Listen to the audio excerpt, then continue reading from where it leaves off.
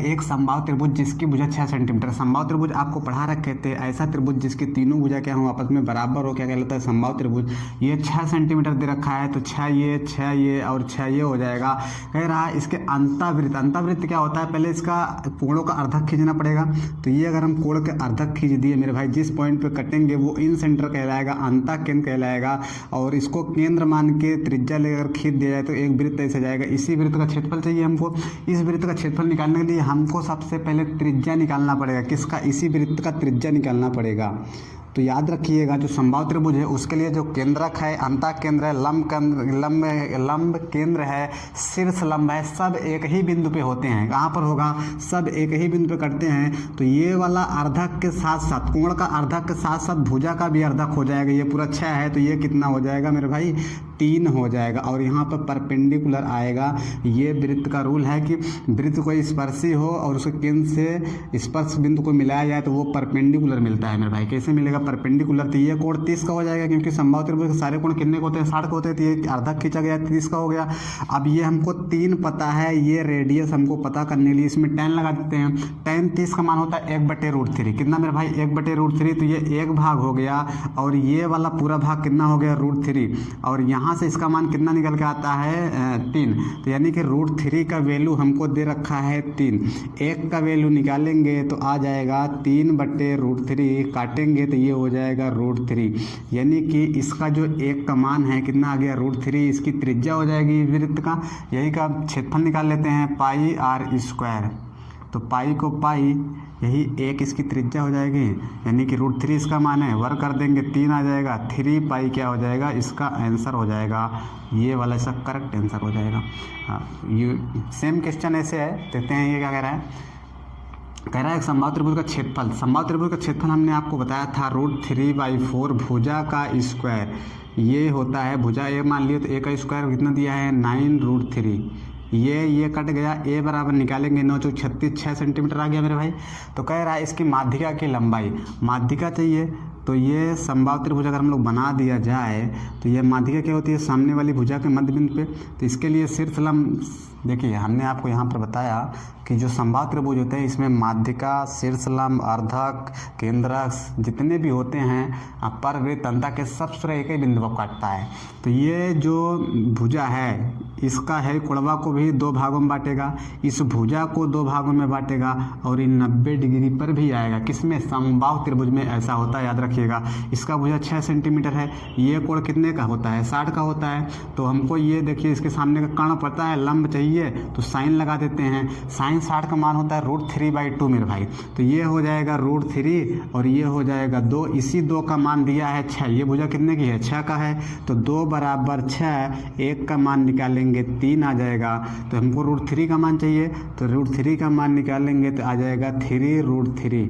यानी कि इसका जो माध्यिका पूछा है वो कितना हो जाएगा? 3√3। इसका करेक्ट आंसर हो जाएगा ऑप्शन नंबर बी। अगला क्वेश्चन देखते हैं मेरे भाई। यहाँ लिखा है, कह रहा है त्रिभुज ABC में कोण C 90 है। तो पहले एक त्रिभुज बना लेते हैं, ABC बनाना है तो बना लेते हैं। 90 का बनाना है तो यहाँ पर 90 बना देते हैं। 90 वाले को C देना है तो एक तरफ A हो जाएगा, एक तरफ B हो गया। तो कह रहा है C से AB पर लंब, C यहाँ है, यहाँ से कि लंब डालना है चाक से, कितने काटेगा? 90 डिग्री। इस लंब की लंबाई हमको P दे रखा है। तो कह रहा है AB बराबर C है इस पूरा जितना लंबाई दिख रहा है C है। BC जो है ये A दिया है और ये B दिया है, AC B दिया है। तो कह रहा है इनमें से कौन सा संबंध सही होगा? तो ये जो त्रिभुज आपको दिख रहा है ABC, इसका क्षेत्रफल हम लोग 2 तरीके से निकाल सकते हैं। लिख सकते हैं 1/2, आधार A हो जाएगा, ऊंचाई हो जाएगी B। अब इसी का ही क्षेत्रफल, जब क्षेत्रफल एक ही त्रिभुज है, क्षेत्रफल आपस में बराबर होगा, इसका क्षेत्रफल हम लोग और दूसरे तरीके से निकाल सकते हैं 1/A। आधार इस बार है ही ले लेते हैं AB मेरे भाई। AB की लंबाई C दिया है और ऊंचाई परपेंडिकुलर है ही ना, हो जाएगा P। तो P हो जाएगा, आधा आधा कट गया। अगर मैं P बराबर निकाल लूँ तो AB/C आ गया। क्या आ गया मेरा भाई? P बराबर आ गया AB/C। अगर इसमें मैं पाइथागोरस लगाऊं तो कर्ण का स्क्वायर बराबर लंब का, कर्ण का स्क्वायर बराबर होता है लंब का स्क्वायर प्लस आधार का स्क्वायर। इसका कर्ण है सी, तो आ जाएगा मेरे भाई सी का स्क्वायर बराबर ए का स्क्वायर और प्लस में बी का स्क्वायर। अगर इन ऑप्शनों का देखा जाए सी कहीं नहीं दिख रहा है तो शुरुआत सी को हटाना है इस सी को हटा देना है हमको। तो सी बराबर इसमें से निकालेंगे, यहाँ से जो रिलेशन आया था पी का मान, यहाँ से सी का मान आएगा ए बी बट्टे में पी मेरे भाई। क्या आ जाएगा? ए बी बट्टे पी। जैसे यहाँ वर्क करेंगे तो आ जाएगा ए स्क्वायर बी स्क्वायर बट्टे में सी स्क्वायर, उधर आ जाएगा ए स्क्वायर और बट्टे में बी स्क्वायर। ए बी के स्क्वायर से पूरे में अगर भाग लगाएंगे तो यही निकल के आएगा 1/पी स्क्वायर, ये पी है, 1/पी स्क्वायर बराबर 1/ए स्क्वायर प्लस में 1/बी स्क्वायर। ये क्वेश्चन कम से कम 10 बार अलग अलग एग्जाम में पूछा गया है। तो दूसरा है आसान है लेकिन पता नहीं क्यों पूछता रहता है। तो कौन सा ऑप्शन हो जाएगा मेरे भाई? पहला वाला इसका करेक्ट आंसर हो जाएगा। क्वेश्चन देखते हैं, यहाँ पर लिखा है, कह रहा है एक त्रिभुज की भुजाएं 1/4 अनुपात 1/6 अनुपात इतने के अनुपात में है तो परिमाप 51 दिया है। तो कह रहा है सबसे बड़ी भुजा और छोटी भुजा में अंतर बताऊं।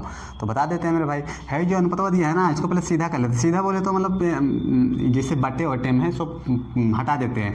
तो हमको इसका एलसीएम 24 दिख रहा है, आपको भी दिखना चाहिए। अगर 24 में गुणा मार देता हूँ सीधे सीधे तो 4 छंग 24 होता है, 6 चौका 24 होता है, 8 तिरिक, मतलब ये सीधा अनुपात आ गया किसमें? उसकी भुजा में।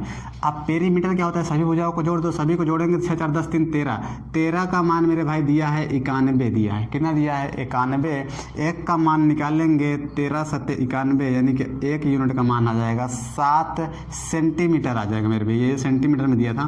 तो कह रहा सबसे बड़ी भुजा, सबसे बड़ी भुजा है ही है, सबसे छोटी भुजा है ही है, बीच का अंतर कितना है? 3 का अंतर है। तो 1 यूनिट का मान दिया है, 3 का मान निकालेंगे तो 21 सेंटीमीटर। इसका करेक्ट आंसर हो जाएगा ऑप्शन नंबर बी वाला। कह रहा है यदि किसी समबाहु त्रिभुज के परिमाप का संख्यात्मक मान उसके क्षेत्रफल का √3 गुना है तो त्रिभुज की भुजा है। तो आसान सवाल है। कह रहा है किसी त्रिभुज के समबाहु त्रिभुज के परिमाप, समबाहु त्रिभुज है, तीनों भुजा का जोड़ो परिमाप मिल जाएगा। अगर भुजा ए मान लिया जाए तो तीनों को जोड़ेंगे 3a हो जाएगा।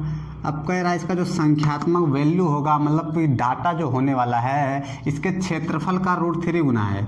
तो √3 गुना है किसका? क्षेत्रफल का। क्षेत्रफल होता कितना है? √3/4 गुणता भुजा का स्क्वायर। भुजा हम लोग ए मान रखे हैं।